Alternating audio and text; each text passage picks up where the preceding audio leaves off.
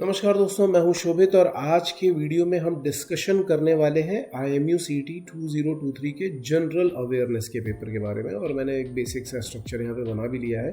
देखो, एक चीज़ तो मैं सबसे पहले आपको बता देता हूँ कि ये जो पेपर होता है ना, ये सबसे ज़्यादा अनप्रेडिक्टेबल होता है। इसमें हम प्रेडिक्ट नहीं कर पाते कि कब क्या चीज़ें पूछी जाएंगी। हालांकि जैसे पिछले साल जब मैंने एनालिसिस की थी उसके पहले वाले पेपर की, यानी 22 वाले पेपर की, तो उसमें करीब 24-25 क्वेश्चन थे जो रीजनिंग से पूछ लिए गए थे। लेकिन अब की बार अगर आप ध्यान से देखोगे तो रीजनिंग से केवल 20 क्वेश्चन पूछे गए, टोटल 40 में से 20 क्वेश्चन।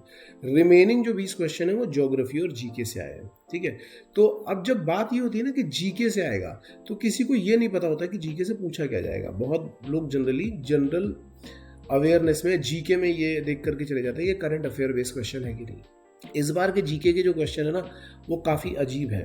मतलब वो कभी जगहों के नाम पूछ लिए गए हैं, तो हो सकता है आपसे वो सिविल साइंसेस जो होती है ना, वो उससे कुछ पूछ लिया गया हो। मतलब बहुत कुछ ऐसी चीज़ें पूछी गई जो आप एक्सपेक्ट ही नहीं कर सकते। जब मैं ये पेपर क्लास में बच्चों को सॉल्व कराऊंगा तो उनको समझ में आएगा। और हर बार मैं ये चीज़ बोलता भी हूँ कि जब भी जनरल अवेयरनेस के पेपर में जा रहे हो ना, तो जीके के चक्कर में मत पढ़ा करो, क्योंकि जीके का सिलेबस बहुत वास्ट है।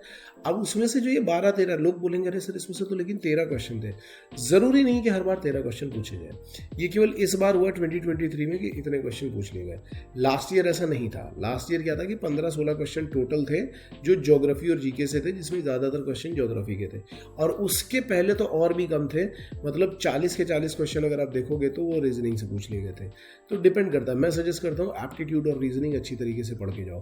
हालांकि इस बार एप्टीट्यूड के क्वेश्चन इसमें बिल्कुल ही नहीं पूछे गए, रीजनिंग के ही पूछे गए। 2-3 साल से रीजनिंग के ही पूछे जा रहे हैं, तो रीजनिंग तो बहुत अच्छी तरीके से करके जाओ।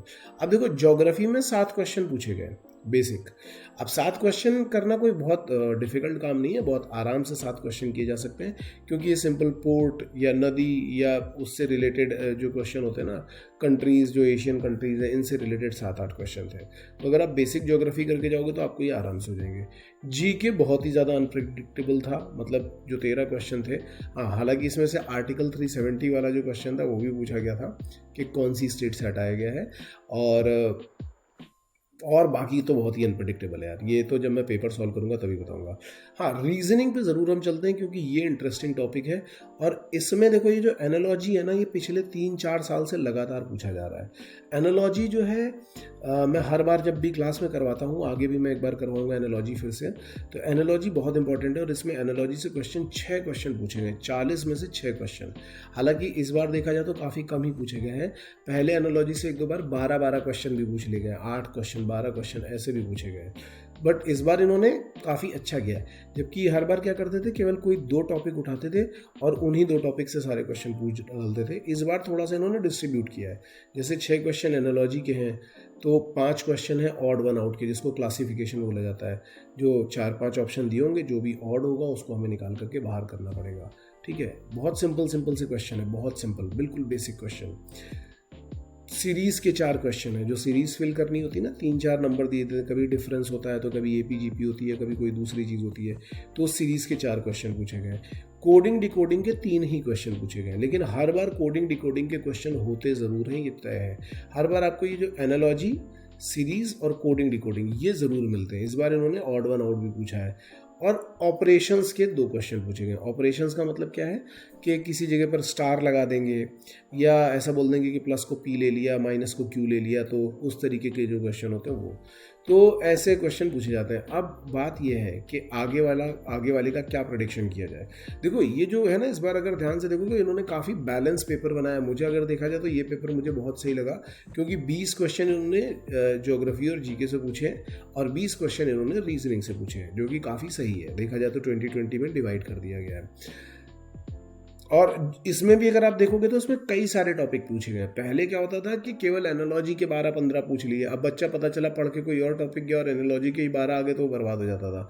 लेकिन हाँ, मैं ये सजेस्ट जरूर करूंगा कि एनालॉजी मेरे ख्याल से सबको पढ़ के जानी चाहिए। एनालॉजी, सीरीज, कोडिंग, ये जितने भी हैं ये तो आप पढ़ के जाओ ही जाओ, कम से कम इतने तो आप पढ़ के जाओ ही। उसके अलावा जो और एनालॉजी के क्वेश्चन होते हैं जैसे डायरेक्शन सेंस है जो पहले पूछा जा चुका है, आप वो देख सकते हो।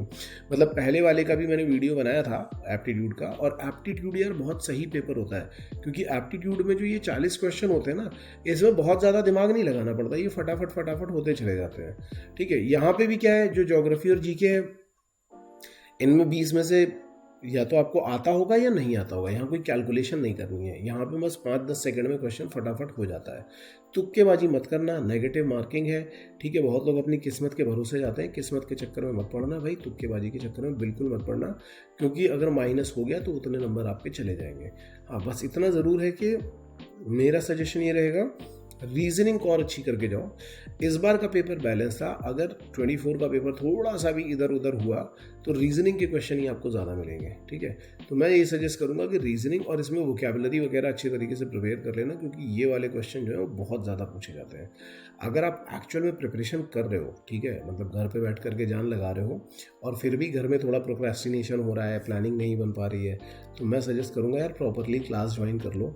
ठीक है, टाइम जो है ये बहुत इंपॉर्टेंट चीज़ होती है, समय को अपने बचाओ, थोड़ा पैसा सही जगह पर इन्वेस्ट करो, 2-3 महीने के अंदर आपको एक बढ़िया कॉलेज मिल जाएगा और आप अच्छे से अपना करियर शुरू कर पाओगे। ठीक है, so with this information, Shobhit signing off, all the best guys.